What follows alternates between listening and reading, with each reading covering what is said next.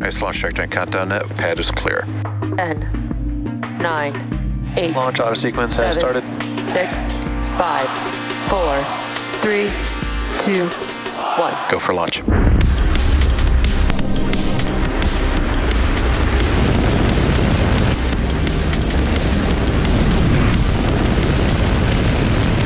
Vehicle is supersonic. Stage separation confirmed. Dragon, separation confirmed.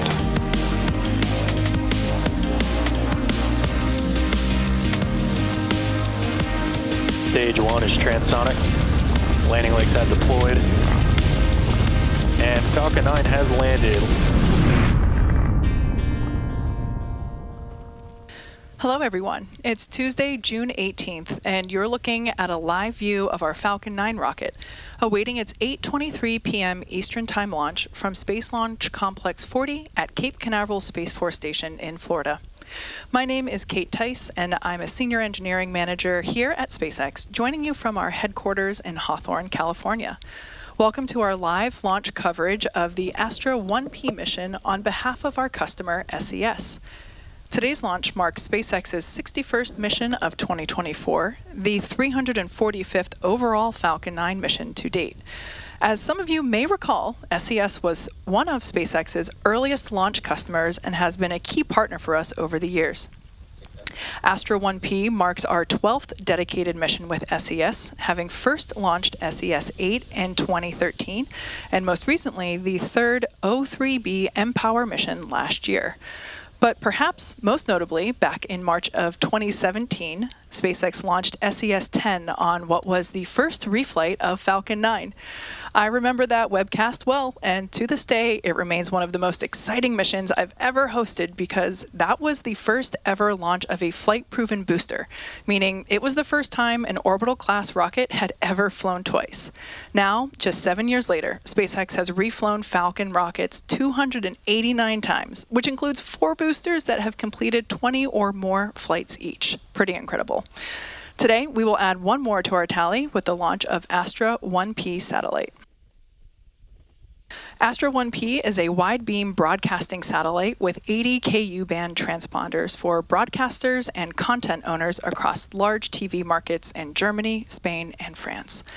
We'll have more to share about today's mission later in the webcast.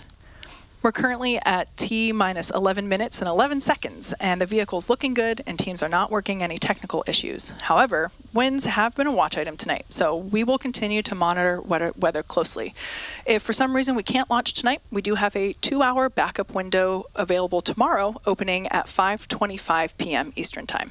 But for now, let's learn a little bit more about the Falcon 9 supporting today's flight. Falcon 9 is a 2-stage rocket that is designed and manufactured by SpaceX for the reliable and safe transport of people and payloads into Earth orbit and beyond.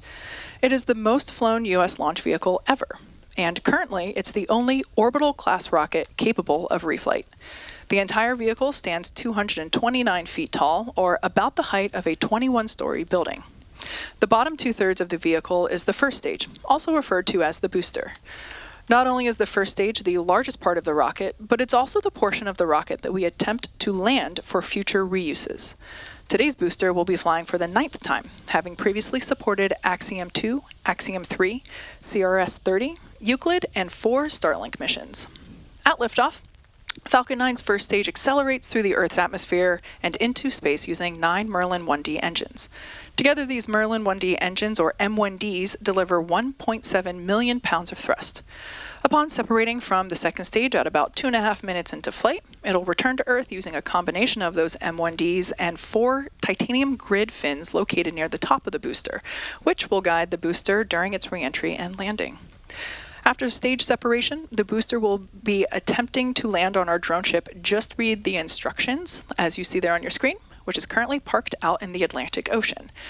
Landing a booster is a bit like flying a pencil over the Empire State Building and trying to land it on a shoebox on the other side. Oh, in the middle of a windstorm. Meanwhile, Stage 2 will continue to its target altitude, where it will deploy today's payload, the Astra 1P satellite. The second stage sits above the first stage and has a single Merlin vacuum, or MVAC, engine that ignites after the first stage separates. The Falcon 9's first and second stages are connected by the black carbon fiber interstage, which houses the MVAC engine nozzle and the system that decouples the two stages during stage separation. And located above the second stage is the payload fairing, and that is the large barrel structure at the very top of the rocket, which you see right there on your screen. Inside that fairing is the Astra 1P payload, which you can see here, which you see the payload fairing there, and inside that is the Astra 1P payload. These are 17 feet in diameter, and the carbon composite fairings protect satellites on their way to orbit and are jettisoned approximately 3 minutes into flight. The fairing halves supporting today's mission are both flight-proven, with one half flying for its 6th time and the other half flying for the 7th time. After separation from the second stage, both fairing halves will return to Earth and will be recovered by our recovery team on board our recovery vessel, Bob. Bob is already deployed and ready to head over to those fairings once they land. Now, for now, here's more on today's telecommunications satellite. Television has been an indispensable part of our lives ever since its invention, bringing people together and connecting them through shared experiences. SES's satellites have been playing a pivotal role in delivering favorite content to viewers for decades. And now, we're thrilled to have our innovative Astra 1P satellite embark on its journey to space to do exactly that for years to come. Built by Thales Alenia Space, Astra 1P is the most powerful wide-beam satellite ever to broadcast from SES's prime orbital slot at 19.2 degrees east, with a sole mission to deliver superior TV viewing experiences to 190 million TV households across Germany, France, Spain, and beyond. With superior reliability, wide reach, and unparalleled image quality, public and private broadcasters, sports organizations, and content owners can rely on Astra 1P to reach their audiences across Europe. I'm super excited that you joined us for this launch of Astra 1P. Astra 1P will replace 4 existing satellites and seamlessly take over their mission of delivering prime content to 119 million TV households across Europe. That is more than 300 million people. This satellite will serve some of our largest media customers like Sky, Canal+, Telefonica, and RTL to deliver the valued, high-quality content to their customers. And it will also address the growing demand of sports and events, so that customers like NFL and various football leagues can easily distribute their content across Europe. And of course, Astra 1P will also ensure the delivery of high-definition content directly to our subscribers of HD Plus Business, which is the high-definition satellite TV platform in Germany. Let's go ahead and see this launch.